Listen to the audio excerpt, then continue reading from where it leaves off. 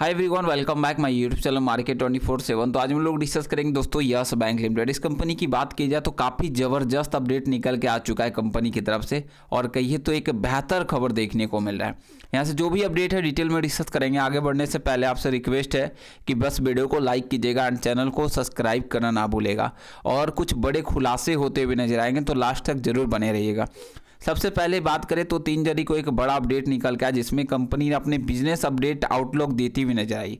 And यहाँ से अगर आप देखोगे तो कंपनी का सीधा कहना है एंड कंपनी का जो डेटा निकल के आया, सबसे पहले ये देख सकते हो 31 दिसंबर 2025, और यहाँ जो आपको देखने को मिलेगा 30 सितंबर 2025। तो ये है दोस्तों Q3 का अपडेट एंड ये है Q2 का अपडेट, और यहाँ जो आपको देखने को मिलेगा 31 दिसंबर 2024। तो ये है पिछले ईयर क्वार्टर का रिजल्ट का अपडेट देखने को मिल रहा है।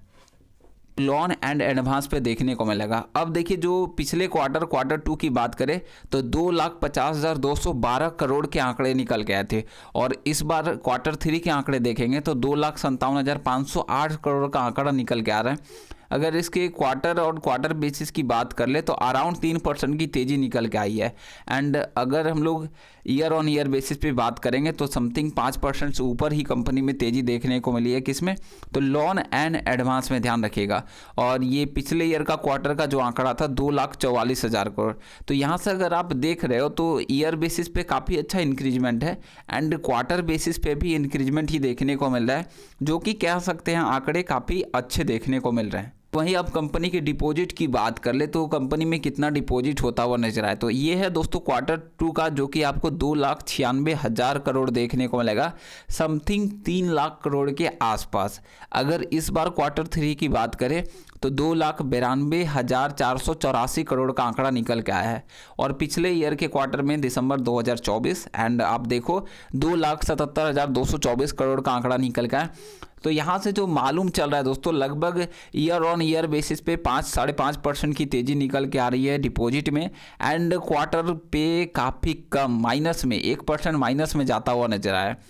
तो इस तरह से कुछ अपडेट देखने को मिल रहे हैं। और ओवरऑल आगे बात करें CAA से, एंड यहाँ पे CAA की बात करें current account and saving account की, तो Q2 में आंकड़ा था 99,708 एंड Q3 का आंकड़ा आया है 99,403। तो यहाँ भी अगर आप देखोगे तो क्वार्टर बेसिस पे नीचे गया है, ध्यान दीजिएगा 443 और 708, तो पहले ज़्यादा ही था अभी कम हो चुका है।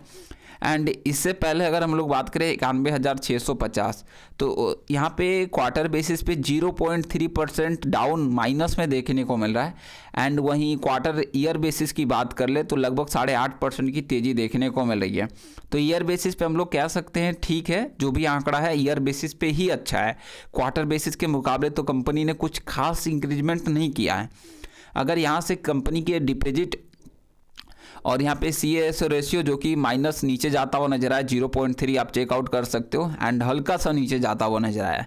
Then credit to deposit ratio, इसका मतलब क्या होता है कि रेशियो होता है दोस्तों कि कितना डिपॉजिट हुआ और इसका कितना हिस्सा लोन जाता हुआ नजर आया। तो अगर आप देखोगे क्रेडिट टू डिपॉजिट रेशियो तो लगभग यहाँ पे 88% इस बार लोन अमाउंट गया है, और इससे पहले जो Q2 में था लगभग 84.5% के आसपास एंड 84.5% देखने को मिल रहा था, और इससे पहले भी 88.3% का देखने को मिला। तो यहाँ से देखिए तो क्वार्टर बेसिस से ऊपर ही गया, जो कि ऊपर नहीं जाना चाहिए था, बट यहाँ से अगर आप देखोगे तो ईयर बेसिस पे सेम निकल के आ रहा है।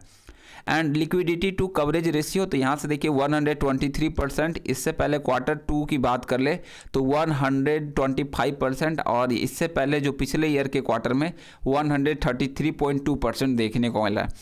तो पिछले ईयर के क्वार्टर के मुकाबले नीचे जाता नजर आया liquidity coverage ratio, and quarter basis की बात किया जाए तो क्वार्टर बेसिस से भी नीचे गया। इसका मतलब लिक्विडिटी कवरेज रेशियो मतलब क्या होता है कि अगर कोई वित्तीय कहिए तो प्रॉब्लम आ जाती है बैंक के पास, तो वो कितने दिन तक कोई प्रॉब्लम आ जाता है तो दोस्तों अगले 30 दिनों में अचानक पैसा निकालने की स्थिति कितनी हो सकती है। तो इस तरह के कुछ अपडेट है, ध्यान रखिएगा।